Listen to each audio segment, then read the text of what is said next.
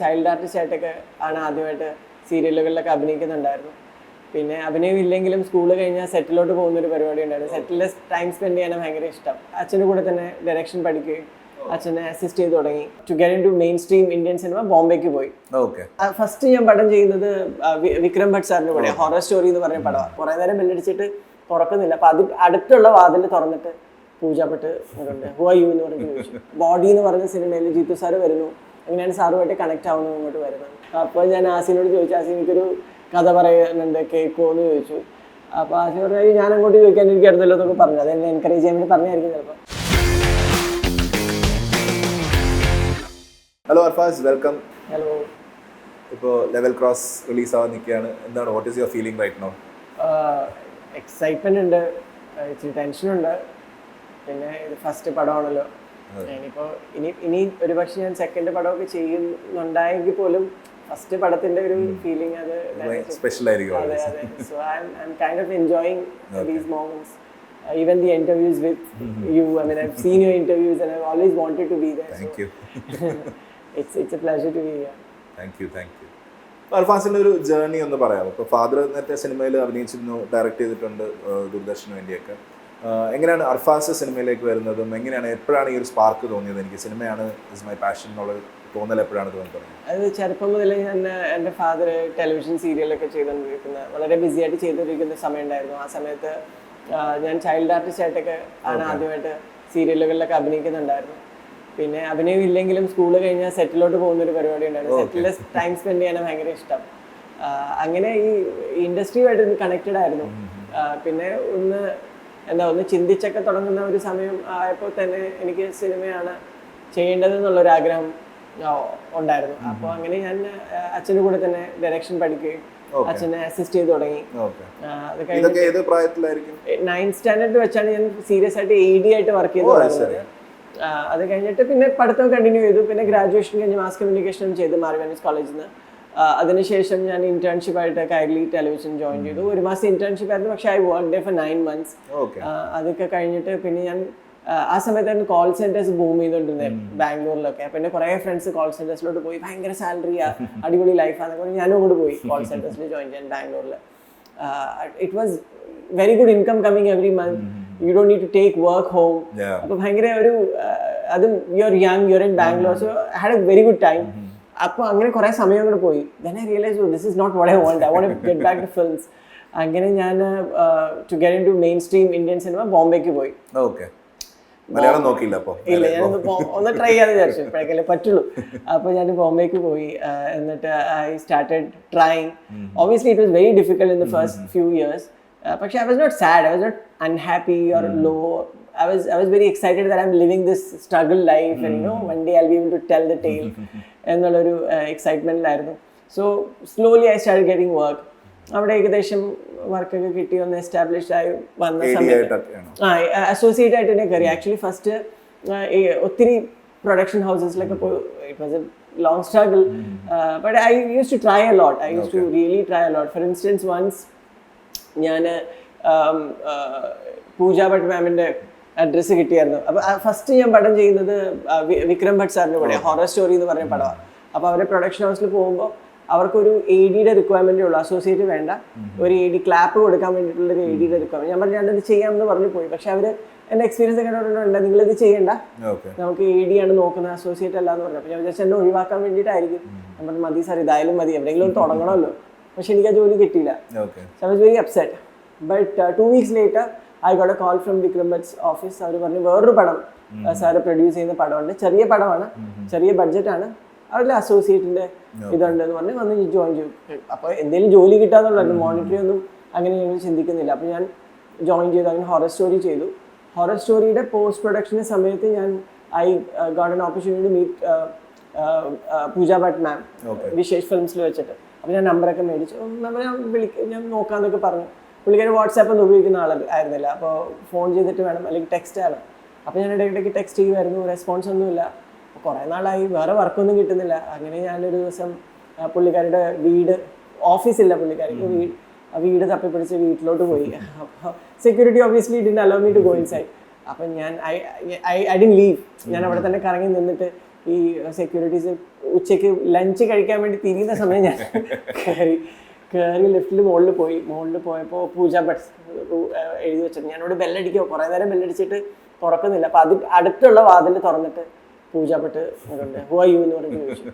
അത് പുള്ളിക്കാരിയുടെ അമ്മയുടെ വീടായിരുന്നു അടുത്തുള്ളത്.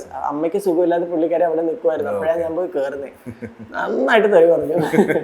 പുള്ളിക്കാരി already she is heard for her temper.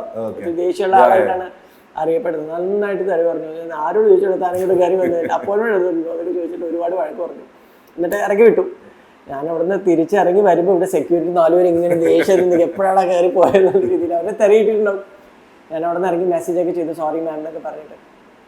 അത് കഴിഞ്ഞിട്ട് മാമി ഫിലിം ഫെസ്റ്റിവൽ അവിടെ നടക്കുക. അപ്പോൾ ഫെസ്റ്റിവലിൽ സിനിമ ഒരുപാട് കാണാൻ പറ്റുമല്ലോ. പക്ഷെ അത് 5,000 എങ്ങനെയായിരുന്നു. അപ്പം എൻ്റെ അത്ര കാശില്ല. അപ്പോൾ എനിക്ക് എങ്ങനെയും ഫെസ്റ്റിവൽ അറ്റൻഡ് ചെയ്യണം. അപ്പോൾ ഞാൻ ഫിഗർ ഔട്ട് ചെയ്തപ്പോൾ ബുക്ക് മൈ ഷോ ആണ് ഇതിൻ്റെ വോളണ്ടിയേഴ്സിനെയൊക്കെ എടുക്കുന്നത്. 500 രൂപ വെച്ച് ഡെയിലി കിട്ടും അവിടെ പോയി. അപ്പം ഞാൻ അതിൽ എൻറോൾ ചെയ്തിട്ട് ഞാൻ അതുവഴി കുറേ സിനിമ കാണാമല്ലോ എന്ന് വിചാരിച്ചിരിക്കുക. പക്ഷെ സിനിമ കാണാനൊന്നും നമുക്ക് പറ്റിയത് നമുക്ക് പുറത്തേ നിൽക്കാൻ പറ്റുള്ളൂ. But I go to meet അല്ല സീ പീപ്പിൾ മലയാള കഷ്ടപ്പെട്ട് നടന്നു പോകുന്നതൊക്കെയാണ്. ഞങ്ങൾ വിചാരിച്ചു ഇവരൊക്കെ പോയി സംസാരിക്കാൻ സാർ ഒരു ജോബ്. പക്ഷെ ഒന്നും നടന്നില്ല.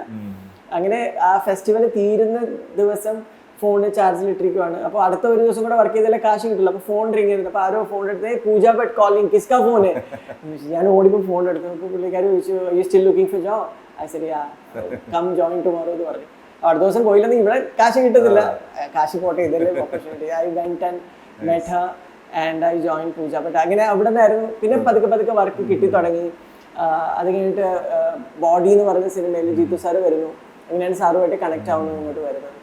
സാറിൻ്റെ കൂടെ വർക്ക് ചെയ്തപ്പോൾ ബോഡി തൊട്ട് പിന്നീട് ഇപ്പം എനിക്ക് തോന്നുന്നു റാം, ദൃശ്യം 2 എല്ലാം ചെയ്തിട്ടുണ്ട്. സാറിനുള്ളൊരു ലേണിംഗ് എന്തൊക്കെയായിരുന്നു സാറിൻ്റെ ഒരു കൂടെ നിന്നപ്പോൾ ഉള്ളത്? സാറിൻ്റെ കൂടെ ഉള്ള എക്സ്പീരിയൻസ്, സാറിൻ്റെ കൂടെ വർക്ക് ചെയ്യാൻ പറ്റുന്നതിന് വലിയൊരു ഭാഗ്യമായിട്ടാണ് ഞാൻ കാണുന്നത്. കാരണം സാർ അത്രയ്ക്ക് സെലിബ്രേറ്റഡ് ആയിട്ടുള്ള ഫിലിം മേക്കറാണ്. എക്സാക്ട്ലി. അപ്പോൾ അതും ദൃശ്യം 2 പോലത്തെയൊക്കെ വളരെ it was pure luck I feel. സാറിൻ്റെ അടുത്ത് ഒരുപാട് കാര്യങ്ങൾ പഠിക്കാനുണ്ട്. ഏറ്റവും പ്രധാനപ്പെട്ടതെന്ന് പറഞ്ഞാൽ ഡിസിപ്ലിനാണ്. ഡിസിപ്ലിൻ, സെറ്റിലുള്ള ഒരു ഡിസിപ്ലിൻ എന്ന് പറയുന്നത് he's very punctual. Even in personal ലൈഫിൽ പുള്ളി 4-4:30 ആകുമ്പോൾ എല്ലാ ദിവസവും എണീറ്റിട്ട് വർക്കൗട്ടൊക്കെ കഴിഞ്ഞിട്ട് വളരെ റിലീജിയസ് ആയിട്ടൊരു എഴുത്ത് അല്ലെങ്കിൽ വായന എല്ലാ ദിവസവും ഉണ്ട്. അത് പുള്ളി എല്ലാ ദിവസവും പ്രാക്ടീസ് ചെയ്യുന്ന ഒരു പരിപാടി. അപ്പോൾ ഞാനൊക്കെ എണീക്കുന്ന 8-9 മണിയൊക്കെ ആകുമ്പോഴേക്കും സാർ അത്രയും നല്ലൊരു പങ്ക് ജീവിതത്തിലെ ഡേയുടെ ഫിനിഷ് ആയിട്ടുണ്ടാവും. വെരി പ്രൊഡക്റ്റീവ്ലി യൂസ് ചെയ്യുന്നത്. അങ്ങനെ ഒക്കെ ആകണം എന്നാഗ്രഹം. പഠിച്ച് വന്നിട്ടില്ല, പഠിക്കണം. പിന്നെ he's very much into pre production. വളരെ കൃത്യമായിട്ട് ചെയ്യണം എന്നുള്ള ഒരു നിർബന്ധമുള്ള ആളാണ്. അപ്പോൾ നമ്മുടെ പ്രിപ്പറേഷൻസ് ഒക്കെ ചെയ്തിട്ടാണ് ഷൂട്ടിന് പോകുന്നത്. Homework is properly done. ഇതൊക്കെ സാറിൽ നിന്ന് ഇൻസ്പിറേഷൻ കിട്ടുന്ന സാധനങ്ങളാണ്. ഈ ഒരു സബ്ജക്റ്റിലേക്ക് ലാൻഡ് ചെയ്യുന്നത് എങ്ങനെയാണ്? ഇത് തന്നെയാണോ ആർഫാസ് ആദ്യം മുതലേ എൻ്റെ ഫസ്റ്റ് ഫിലിം ആവണം എന്ന് വിചാരിച്ചിരുന്ന സബ്ജക്റ്റാണോ? അത് വേറെ സബ്ജക്ട്സ് ഒക്കെ എഴുതിയിട്ട് ഇതാണ് this is what is right now എന്നുള്ള രീതിയിൽ വന്നതാണ്? അല്ല, this is what right now എന്നുള്ള രീതിയിൽ വന്നത്. Actually I had written few other stories as well. പക്ഷേ അതൊക്കെ കുറച്ചുകൂടെ എന്താ പറയുക, അതൊക്കെ ഞാൻ സാറുമായിട്ട് ഡിസ്കസ് ചെയ്യുന്നതാണ്. അപ്പോൾ സാറിന് ഈ കഥ കേട്ടപ്പോൾ സാറിന് ഫീൽ ചെയ്തു this should be your first film. സാറിന് ഫീൽ ചെയ്തു maybe because he feels that as a filmmaker ഒരു മാർക്ക് കിട്ടാൻ ചാൻസ് ഉള്ളതാണ്, ഒന്ന് എസ്റ്റാബ്ലിഷ് ചെയ്യാൻ ഹെൽപ്ഫുൾ ആകും എൻ്റെ ഒരു പ്രസൻസ് അങ്ങനെ വിചാരിച്ചിട്ട് സാറ് പറഞ്ഞതായിരിക്കും. ബട്ട് അങ്ങനെയാണ് ഈ സ്റ്റോറിയിലേക്ക് എത്തുന്നത്.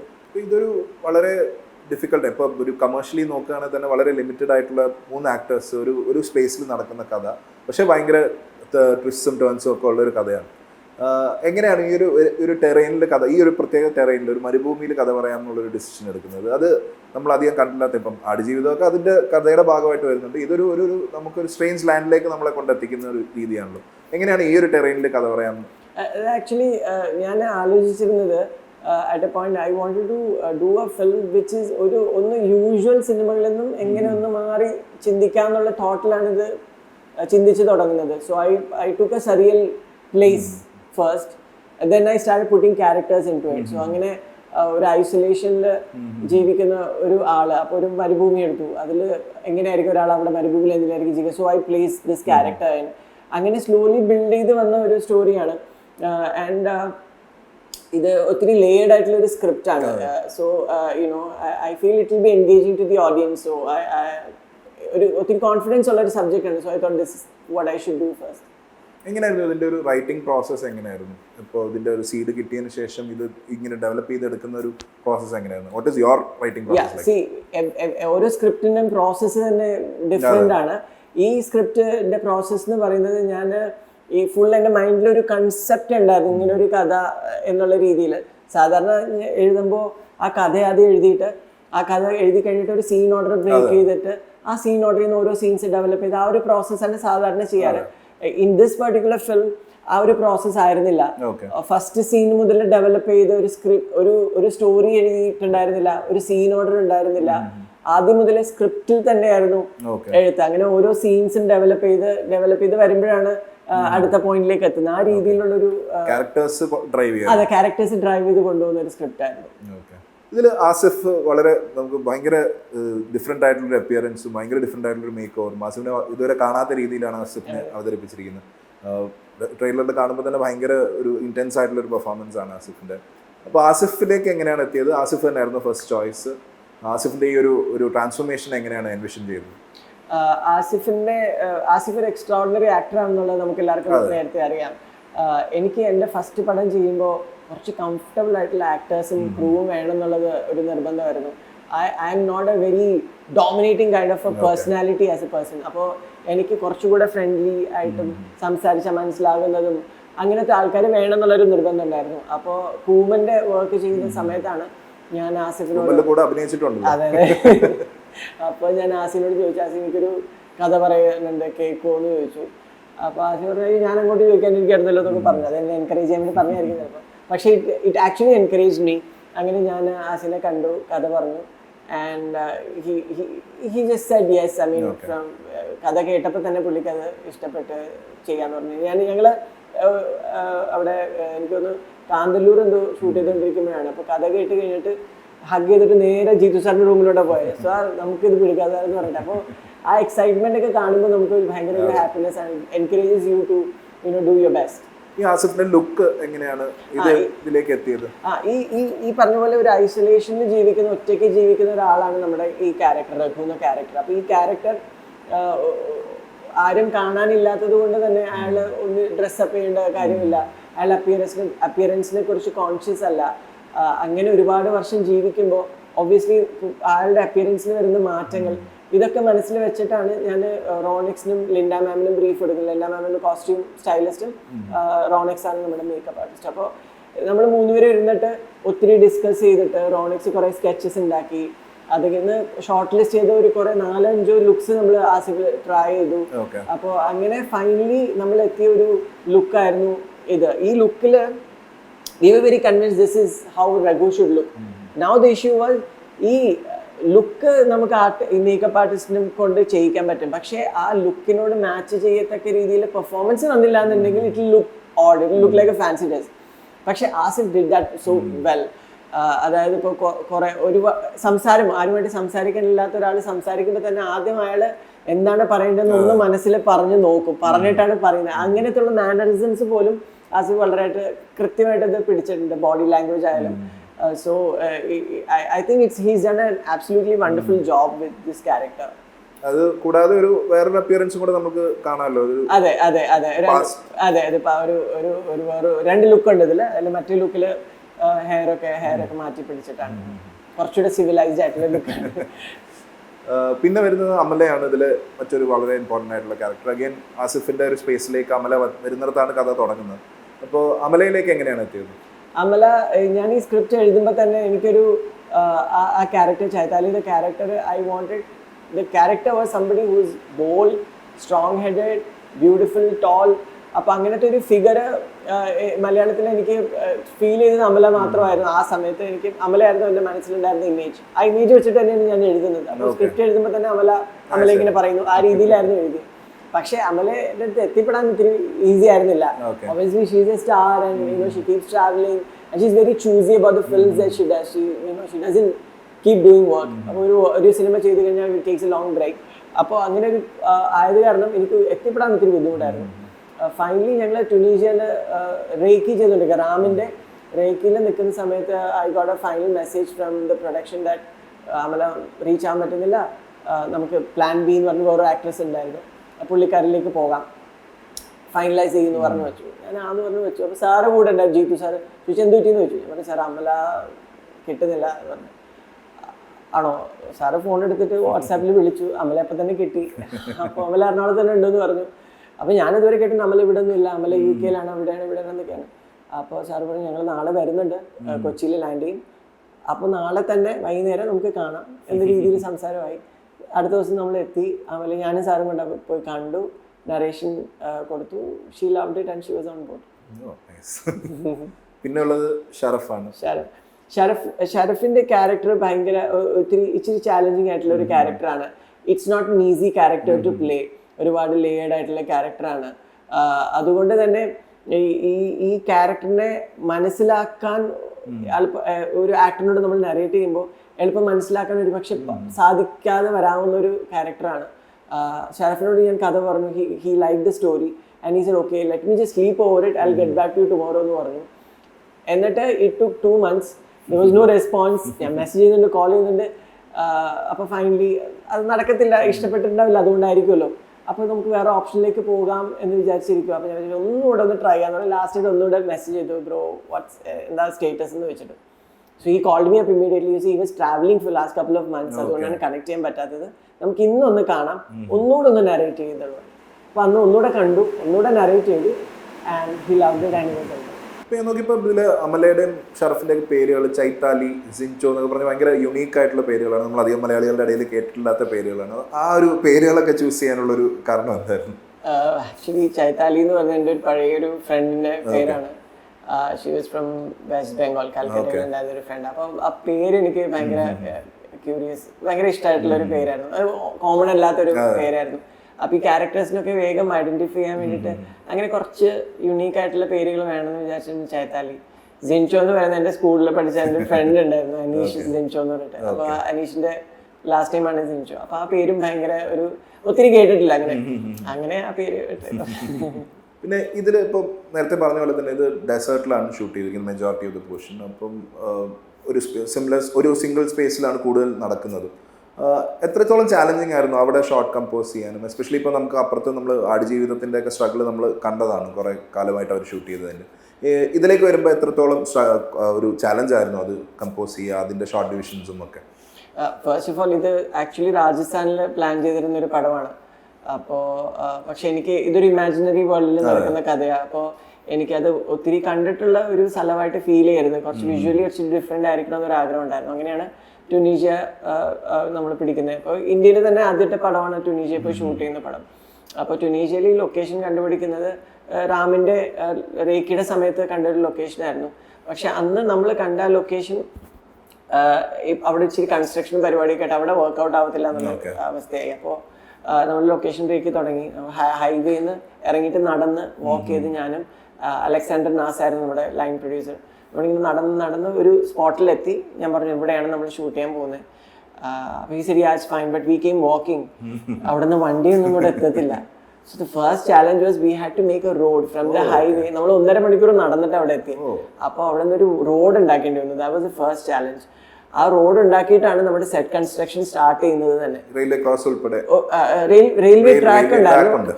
ട്രാക്ക് ഉണ്ടായിരുന്നു, ട്രെയിൻ പോകുന്ന ട്രാക്ക് ഉണ്ട്. പക്ഷെ റെയിൽവേ ക്രോസിംഗ് ഉണ്ടായിരുന്നില്ല, റോഡ് ഉണ്ടായിരുന്നില്ല. അപ്പോൾ റോഡ് ഉണ്ടാക്കി, ക്രോസിംഗ് ഉണ്ടാക്കി, അവിടുത്തെ ആ വീടും ആ സംഭവങ്ങളൊക്കെ ഉണ്ടാക്കി. ഇതിനൊക്കെ കൂടെ നമുക്ക് ആകെ ഒരു 20 ദിവസങ്ങളുടെ സമയം ഉണ്ടായിരുന്നുള്ളൂ, ആക്ടേഴ്സിന്റെ ഡേറ്റ്സ്. അപ്പോൾ ഈ റോഡൊന്നും നമ്മുടെ പ്ലാനിൽ ഉണ്ടായിരുന്ന സാധനമല്ല, അതുമൊക്കെ നമുക്ക് അഡീഷണൽ ആയിട്ട് ചെയ്യേണ്ടി വന്നു. So the challenge started from there itself. പക്ഷേ ഇത് ഭയങ്കര ഒരു സെറ്റൊക്കെ ഇട്ട് വന്നപ്പോൾ ഭയങ്കര നമുക്ക് സന്തോഷമായി. ഇത് നമ്മൾ വിചാരിച്ച പോലെ വന്നിട്ടുണ്ട് എന്നുള്ളൊരു ഹാപ്പിനെസ് ഉണ്ടായിരുന്നു. സിംഗ് സൗണ്ടിലാണ് നമ്മൾ സിനിമ ഷൂട്ട് ചെയ്യുന്നത്. അതും ഒത്തിരി ഹെൽപ്പ് ചെയ്തിട്ടുണ്ട്. ആക്ടേഴ്സിന്റെ പെർഫോമൻസിനെയും അവിടുത്തെ ഒരു ആംബിയൻസും ആ കാറ്റും ഒക്കെ നമുക്ക് റിയൽ ആയിട്ട് കൊണ്ടുവരാനായിട്ട് സാധിച്ചു. അത് നമ്മൾ അറ്റ്മോസ്ഫിയറിലാണ് മിക്സ് ചെയ്തിട്ടുള്ളത്. പിന്നെ ഇവിടെ ഡെസേർട്ട് ആയത് കാരണം അൺപ്രഡിക്റ്റബിൾ ആണ്. ഒന്നുകിൽ എക്സ്ട്രീംലി തണുപ്പായിരിക്കും, അല്ലെങ്കിൽ ഭയങ്കര ചൂടായിരിക്കും. സാൻഡ് സ്റ്റോം ഉണ്ടായി, മഴ പെയ്തു. മഴയൊക്കെ അതെ, എത്രയോ വർഷങ്ങൾക്ക് ശേഷം അവിടെ മഴ പെയ്യുന്നത്. അങ്ങനെ മഴയൊന്നും നമ്മൾ എക്സ്പെക്ട് ചെയ്യില്ല. മഴ പെയ്തപ്പോൾ അവിടെ നിന്ന് ഇവിടെ നിന്നൊക്കെ വെള്ളം അകത്തോട്ട് ചോരാൻ തുടങ്ങി. പിന്നെ അത് മാറ്റി ശരിയാക്കേണ്ടി വന്നു. പിന്നെ സാൻഡ് സ്റ്റോം വന്നപ്പോൾ ഫുൾ അങ്ങ് മണ്ണങ്ങോട്ട് കയറുക. പിന്നെ അത് വൃത്തിയാക്കാന്ന് വെച്ചാൽ 1.5 ദിവസത്തെ പണിയാണ്. സോ അങ്ങനെ ഒത്തിരി സ്ട്രഗിൾസ് ഒക്കെ ഉണ്ടായിരുന്നു. പക്ഷെ at the end of the day when we watch the film we feel it's worth it. ഇതിൽ അഗൈൻ ഇപ്പം ലിമിറ്റഡ് ക്യാരക്ടേഴ്സ് ആയതുകൊണ്ട് മ്യൂസിക്കിന് അഗൈൻ വളരെ ഇമ്പോർട്ടൻസ് ഉള്ള സിനിമയാണല്ലോ. അപ്പം വിശാൽ ചന്ദ്രശേഖറാണ് മ്യൂസിക് ചെയ്തിരിക്കുന്നത്. അപ്പം എങ്ങനെയായിരുന്നു മ്യൂസിക്കൽ ഒരു ജേർണി എങ്ങനെയായിരുന്നു? ഇതിന്റെ മ്യൂസിക് ഭയങ്കര ഇമ്പോർട്ടൻ്റ് ആണ്. ബാക്ക്ഗ്രൗണ്ട് സ്കോർ ഒത്തിരി ഇമ്പോർട്ടൻസ് ഉള്ളൊരു സിനിമയാണ്. അപ്പോൾ ഞാൻ ഈ പറഞ്ഞ പോലെ ഒന്ന് ഡിഫറെൻ്റ് ആയിട്ടുള്ള നമ്മൾ മലയാളത്തിൽ അധികം കേട്ടിട്ടില്ലാത്ത ഒരു ലാൻഡ്സ്കേപ്പിലാണ് ഷൂട്ട് ചെയ്യുന്നത്. അപ്പോൾ അതുപോലെ തന്നെ സൗണ്ടിങ്ങും അങ്ങനെ ആയിരിക്കണം എന്നൊരു ആഗ്രഹം ഉണ്ടായിരുന്നു. അതുകൊണ്ട് ഞാൻ റെഗുലർ മലയാളം മ്യൂസിക് ഡയറക്ടേഴ്സ് അല്ലാതെ വേറെ എന്തെങ്കിലും ട്രൈ ചെയ്യണമെന്ന് ആഗ്രഹം ഉണ്ടായി. അങ്ങനെ നമ്മുടെ വിനായക് ശശികുമാറാണ് നമ്പറൊക്കെ തന്നത്, സജസ്റ്റ് ചെയ്തതും. അപ്പോൾ ഞാൻ വിശാലിനെ വിളിച്ചു. വിശാൽ പറഞ്ഞു കഥയൊന്ന് കേൾക്കട്ടെ എന്ന് പറഞ്ഞു. ഞാൻ ഫോണിൽ കൂടെ തന്നെ കഥ പറഞ്ഞു. പറഞ്ഞു ഡൺ ബ്രോ കം എന്ന് പറഞ്ഞു. അങ്ങനെ പോയി. പുള്ളിയുടെ മ്യൂസിക് കമ്പോസ് ചെയ്യുന്ന പാറ്റേൺ, എൻ്റെ വർക്കിംഗ് സ്റ്റൈല് ഭയങ്കര ഡിഫറെൻ്റ് ആണ്. നമ്മൾ സാധാരണ ഇവിടെ ചെയ്യുന്നത് നമ്മുടെ റീൽസ് മ്യൂസിക് ഡയറക്ടറിന് അയച്ചു കൊടുക്കുക, പുള്ളി ചെയ്തിട്ട് വിളിക്കും, നമ്മളിരുന്ന് കണ്ടിട്ട് കറക്ഷൻസ് പറയാം. അതാണ് നമ്മൾ പ്രാക്ടീസ് ചെയ്ത് വരുന്നൊരു സ്റ്റൈൽ. പക്ഷെ പുള്ളി അങ്ങനെയല്ല. പുള്ളിയുടെ കൂടെ ഇരുന്നിട്ട്, ഡയറക്ടറിന്റെ കൂടെ ഇരുന്നിട്ട് പുള്ളി കമ്പോസ് ചെയ്യുന്നത്, ട്യൂൺ ചെയ്യുന്നത്. So that was a new experience. You have to spend a lot of days with him. But അതിന്റെ ഔട്ട്കം അതുപോലെ റിസൾട്ടും അതിനുണ്ടാവും. ഒരു റീല് നമ്മൾ കണ്ടിട്ട് അതിൽ എവിടെയൊക്കെ മ്യൂസിക്കിന്റെ start point end point mark ചെയ്തിട്ട് അതിലെ mood I have to give. ഒരു സീനാണെങ്കിൽ ആ സീനിന്റെ apart from what he has seen, I have to brief him about emotion. What you want exactly. Yeah. And then he starts playing it. If you like anything of it, I tell him that ee portion eniki ishtam. Then he plays. Angane play. So it was a beautiful process. Working with Vishal was magic. ഇതിൽ dialogues എഴുതിയിരിക്കുന്ന father ആണ്. അതെ.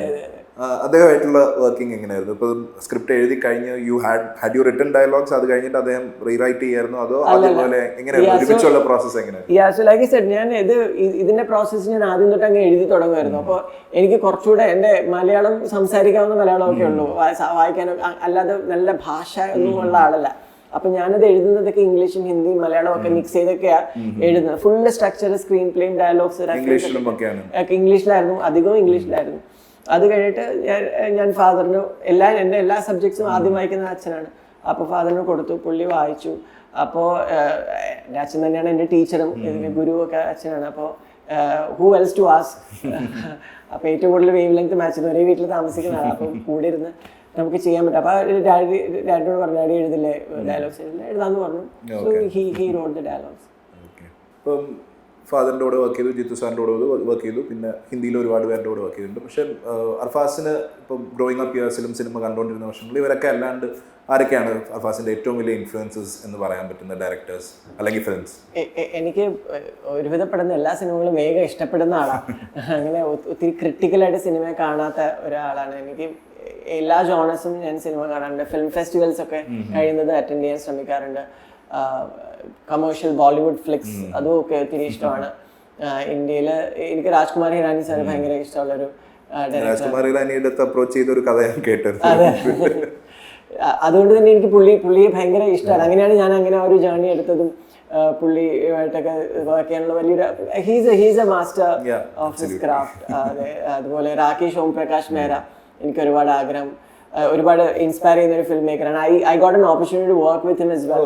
അതെ, ഞാൻ rifleman Jaswant Singh Rawat എന്ന് പറഞ്ഞിട്ടൊരു project ഉണ്ടായിരുന്നു. അത് തവാങ്ങില് മറ്റേ ഇൻഡോ ചൈന വാറിന്റെ സമയത്ത് there was this rifleman who guarded the border for 3 days alone. എന്നിട്ട് he was killed in the war. അപ്പോൾ പുള്ളിയുടെ ബയോപിക് നമ്മൾ ചെയ്യുന്നുണ്ടായിരുന്നു.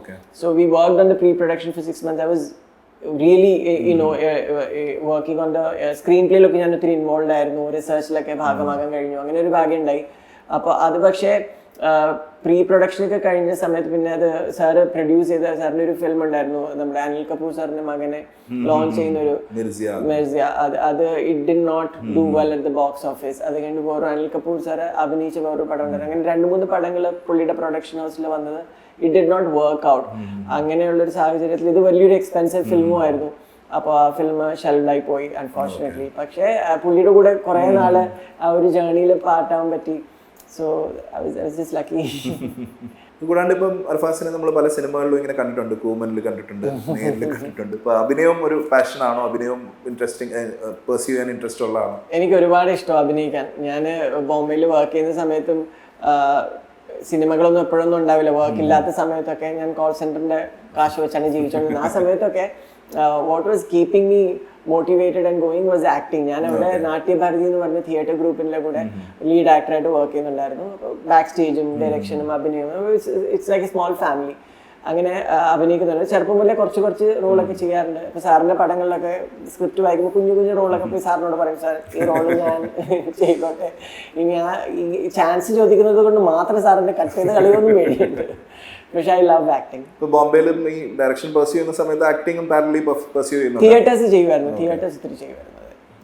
അപ്പോൾ ഇതിൽ ഷൂട്ടിംഗ് തന്നെ നിങ്ങൾ നേരത്തെ പറഞ്ഞ പോലെ ഒരു ഐസൊലേറ്റഡ് സ്പേസിൽ നിങ്ങളും ക്രൂ ഉൾപ്പെടെ വളരെ കുറച്ച് ആൾക്കാരല്ലേ ഉണ്ടാവുള്ളൂ. അപ്പോൾ അതിൻ്റെ ഇടയിൽ ഇപ്പോൾ ആസിഫിൻ്റെയോ അല്ലെങ്കിൽ അർലയുടെയോ ഒക്കെ എന്തെങ്കിലും ഒരു ഓർത്തെടുക്കാൻ പറ്റുന്ന ഒരു മെമ്മറബിൾ ഇൻസിഡൻറ്റ് എന്തെങ്കിലും ഉണ്ടായിട്ടുണ്ടോ സെറ്റിൽ? എനിക്ക് എല്ലാ ദിവസവും ഭയങ്കര മെമ്മറബിൾ ആയിരുന്നു. ഷൂട്ട് കഴിഞ്ഞിട്ട് നമ്മൾ ഡേ ആയിരുന്നു അധികവും ദിവസങ്ങളിൽ, കുറച്ച് ദിവസങ്ങൾ മാത്രമേ നൈറ്റ് ഉണ്ടായിരുന്നുള്ളൂ. അപ്പോൾ ഷൂട്ട് കഴിഞ്ഞിട്ട് നമ്മൾ തിരിച്ച് ഹോട്ടലിൽ വന്നു കഴിഞ്ഞാൽ നമ്മുടെ ആസിയുടെ റൂമിൽ തന്നെ ആയിരിക്കും എല്ലാവരും കൂടുക. അതെ, പുള്ളിയുടെ കഥകളൊക്കെ കേട്ട്. So even after the shoot ഭയങ്കര ഇൻട്രസ്റ്റിംഗ് ആയിട്ടുള്ള ഒരു പ്രോസസ് ആയിരുന്നു. ആസിഫിന് ഉണ്ടായ പുള്ളിയുടെ ഈ ലുക്ക് ഉണ്ടല്ലോ, പുള്ളിയുടെ ഈ ലുക്കിലാണ് പുള്ളി ട്രാവൽ ചെയ്യുന്നത് റെഡി ആയിട്ട്. അപ്പോൾ ഒരു ദിവസം ഷൂട്ട് കഴിഞ്ഞിട്ട് he was in the same look. അപ്പോൾ അവിടുത്തെ പുള്ളിയുടെ ഡ്രൈവർ എന്ന് പറയുന്നത് ഒരു പോലീസുകാരൻ അവിടെ ലീവ് എടുത്തിട്ട് ഡ്രൈവറായിട്ട് വന്നിരിക്കുകയായിരുന്നു. Was very strong, big built man ആയിരുന്നു.